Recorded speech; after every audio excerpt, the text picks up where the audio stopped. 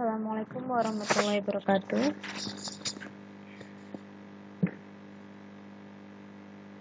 Kali ini kita akan membahas mengenai analisis regresi, di mana macam dari regresi itu ada dua secara umum, univariat, yaitu yang pertama adalah regresi linear sederhana, yang kedua adalah regresi ganda. Perbedaan keduanya terletak di banyaknya variabel independen atau variabel bebasnya. Jika pada regresi linear sederhana, ada satu variabel independen mempengaruhi satu variabel dependen atau terikat. Sedangkan pada regresi berganda ada beberapa variabel independen, bisa 2, bisa 3, bisa lebih dari itu, mempengaruhi satu variabel independen.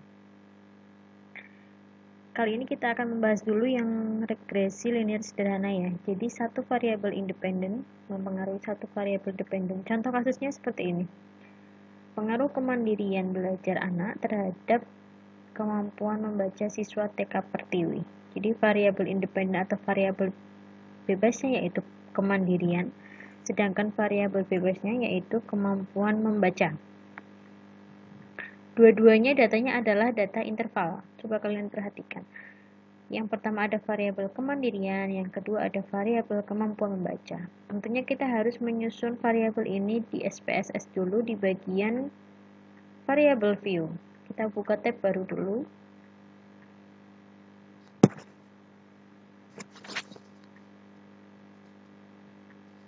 Nah, yang pertama adalah variabel kemandirian, kita inputkan di sini kemandirian.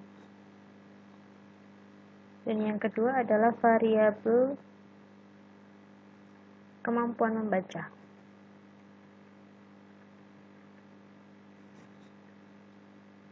Nah, seperti ini ya. Karena tidak ada data yang berbentuk desimal, maka desimalnya kita nolkan saja. Kemudian bagian yang lain kita abaikan sesuai dengan defaultnya saja. Kemudian kita lari ke data view. Setelah variabel dibuat, otomatis akan muncul di bagian data view. Nah, seperti ini. Ingat ya, untuk nama variabel tidak boleh menggunakan spasi. Kalau mau menggunakan spasi, kalian bisa gunakan underscore. Setelah kita membuat variabel, baru langkah selanjutnya seperti biasa kita input datanya. Bisa langsung input satu persatu atau bisa copy paste kalau kalian sudah punya datanya dari Excel.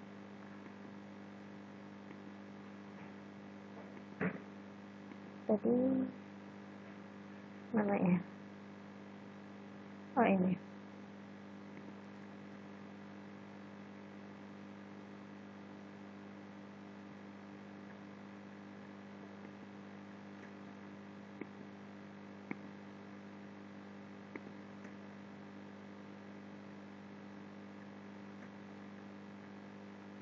Nggak bisa ya?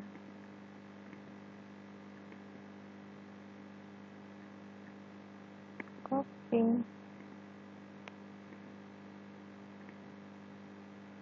Paste. Oke. Kita sudah berhasil menginput data. Langkah selanjutnya yaitu melakukan analisis dengan cara klik analyze, kemudian regression, analyze, kemudian regression, pilih linear.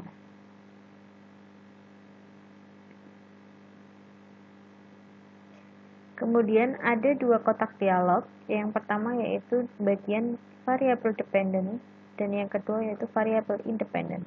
Mengapa kotak yang variabel independen itu lebih lebar?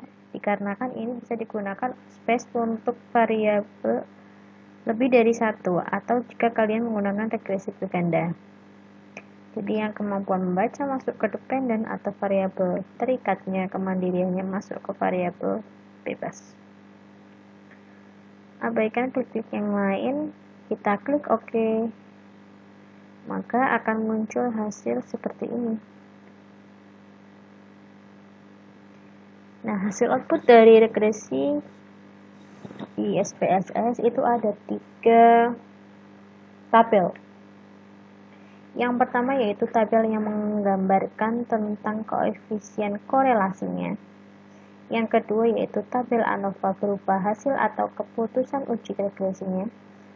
Dan tabel yang terakhir yaitu koefisiennya menggambarkan persamaan regresi dari model yang kita buat.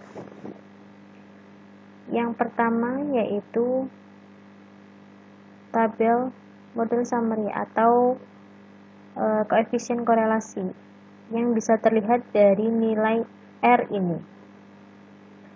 Nilai R sebesar 0,776, maknanya yaitu 0,776. Nilai ini merupakan nilai yang cukup kuat untuk koefisien korelasi. Mengapa hasil regresi ada korelasi?